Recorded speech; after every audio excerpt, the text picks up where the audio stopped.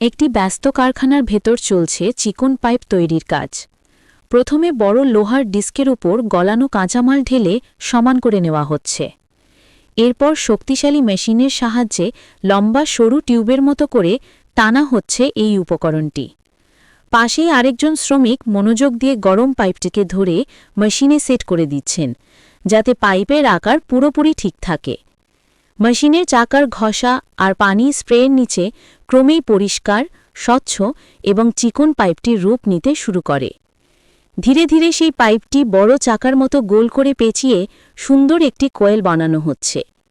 শেষ পর্যন্ত পুরো কয়েলটি সঠিক মাপে বেঁধে প্রস্তুত করা হচ্ছে বাজারে পাঠানোর জন্য।